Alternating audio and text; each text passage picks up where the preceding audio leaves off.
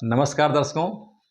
कहते हैं कि हमेशा एक दूसरे के हक में दुआ करेंगे, ये तय हुआ था।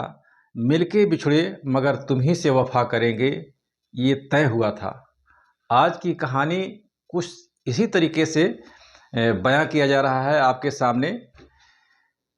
घटना है देहरादून की।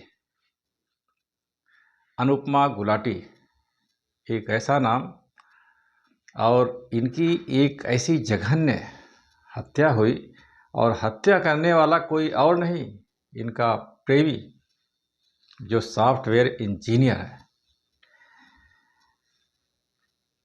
इनकी जो शादी हुई थी 1999 में हुई थी, लव मैरिज।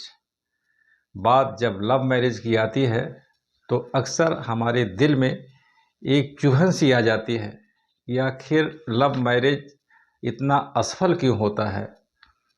तो उसका सबसे बड़ा जो रीज़न होता है, एक दूसरे के प्रति अंडरस्टैंडिंग, सामंजस्य नहीं बन पाता है।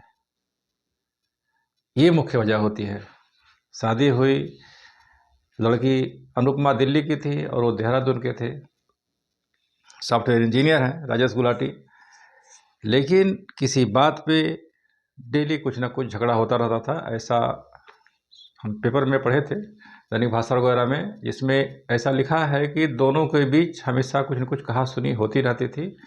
और एक दिन अचानक कहा सुनी इतना तेज हो गया कि राजेश गुलाटी ने एक फैसला ले लिया अनुपमा गुलाटी के खिलाफ। और वो फैसला ऐसा था, झगड़ते टाइम जो बेड का कॉर्नर होता है वो ठोकर लग गया और गिर गई। और उसके बाद जो उनका कबूलनामा था राजेश गुलाटी का, उन्होंने तकिए से उनका गला घोट दिया। दम घुटने से मौत हो गई। और मौत तो हुई, लेकिन मौत की दरिंदगी देखिए उस इंसान की। इंसान नहीं, हैवान बोला जाए तो कुछ अतिशयोक्ति नहीं होगी। उन्होंने स्टोन कटर से अनुपमा के 72 टुकड़े किए हैं, 72 टुकड़े। और उस टुकड़े को डीप फ्रिज में रख दिए और डेली एक टुकड़े को ले जाकर मसूरी वाले रोड पे फेंक देते थे। तो आप सोच सकते हैं लव मैरिज और लव मैरिज का रिजल्ट खुलासा तब हुआ जब अनुपमा के भाई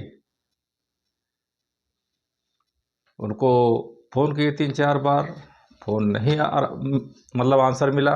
फिर उनके घर पे आए राजेश के, तो उन्होंने बहाना बनाया कि वो दिल्ली गई है। फिर उन्होंने रिपोर्ट गुमशुदगी की दायर किया।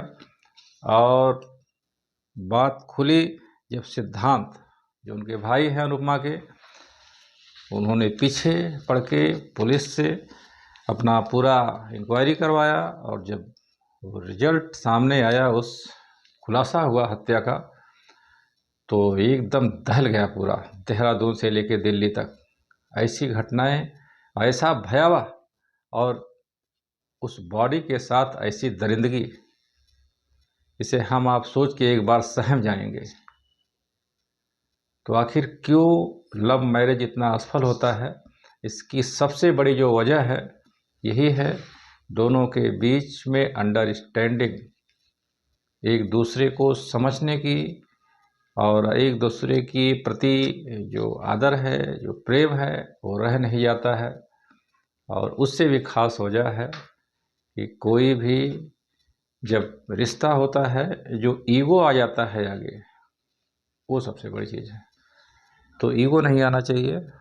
और हमारा जो स्टोरी है, सच्ची घटना, इससे किसी का दिल दुखाना नहीं है। बस इतना ही कि आप अपने रिश्तों के प्रति ईमानदार रहें, सजग रहें, जागरूक रहें, और जहाँ तक हो सके बहुत सोच समझकर लाइफ में लाइफ पार्टनर को चुनें। हमारे साथ जुड़ने के लिए बहुत बहुत धन्यवाद। Thank you so much.